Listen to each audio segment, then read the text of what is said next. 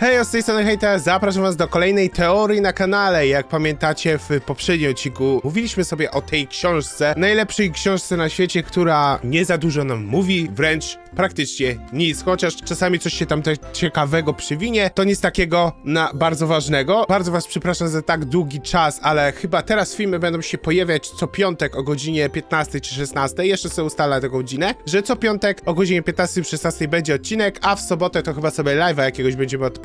Dzisiaj natomiast film, a od następnego czasu po prostu w piątek będzie się pojawiał film, ale dzisiaj chciałbym z wami zaciekawić się w jedną rzecz. Otóż tutaj w książce jest strona z kalendarzem, gdzie to strona z kalendarzem jest naprawdę boska, jest najlepsza rzecz na świecie, gdzie możemy rozwikłać bardzo dużo, na przykład o nas, to jest też o nas. To jest tutaj jedna rzecz o eksperymencie 1467. No, główna postać tutaj pisze, że nie mogą zapamiętać tych cholernych liczb i tutaj jest przekreślone, że to może nie chodzić o 1467 lub o jakąś niższą wartość lub o wyższą oczywiście. Ale na początku, jako że nie wiemy jaka to może chodzi to o 1322, bo to jest też podobne, nie? To może być 1322, ale zostało wpisane 1467, ale może nie wiemy, że to jest jakaś wyższa liczba. Wiemy, że to jest w marcu w 1995, czyli kilka miesięcy przed The Hour of Joy. No jeszcze w tym roku oczywiście, tak? No i tutaj właśnie zaciekawiło mnie to, że co to może być za numer i dlaczego jest on poświęcony w laboratorium, w samym laboratorium, gdzie jest sam prototyp i tam prototyp, gdzie wręcz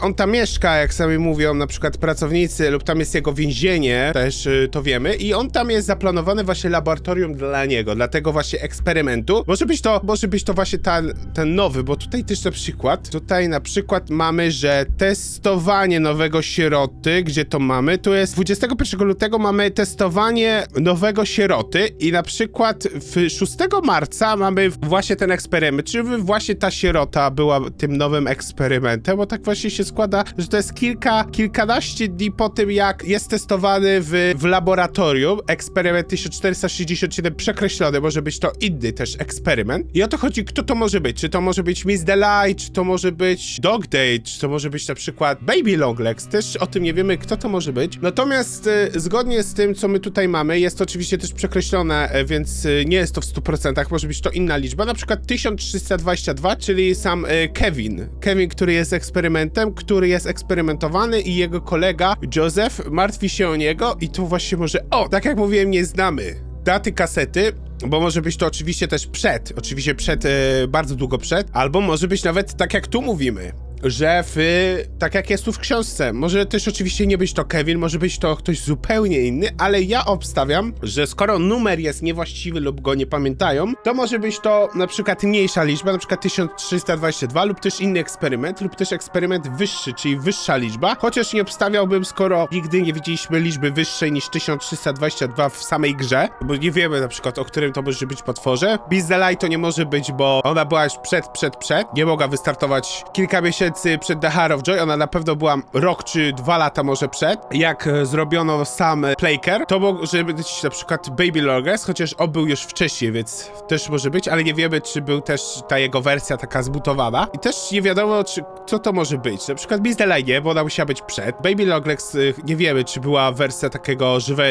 żywej zabawki. Mamy też bardzo Bunny, ale też nie wiadomo, też on był potworem tym wszystkim, on tam testował te dzieci, więc na pewno nie. Kto to mógł być? No mi się wydaje, że to jest 1322. Jeżeli byśmy z której daty jest ta kaseta, na przykład właśnie z testowania tego właśnie Kevina, bo na przykład Kevin był testowany, a inne dzieci się bały niego, więc to musiało się dziać już po 1991, kiedy były te potwory, bo wtedy były już te testy, a on był eksperymentem 1322, na przykład mogło się dziać w 1992, ale tutaj w kalendarzu mamy 1995 w lutym, gdzie się pojawia jakiś nowy sierota, to jest oznaczony w ogóle, jest oznaczony, że tam przychodzą nowe sieroty pierwszego, ale 21 jest napisane testowanie nowej sieroty, czyli testowanie kogoś. Byłoby tu zapisane, mogliby to nie pisać po prostu, ale tu jest o tyle ważny, był ten sierota, że o nim wspomniano, a później wspomniano o niby eksperymencie 1467 przekreślony, że podobno się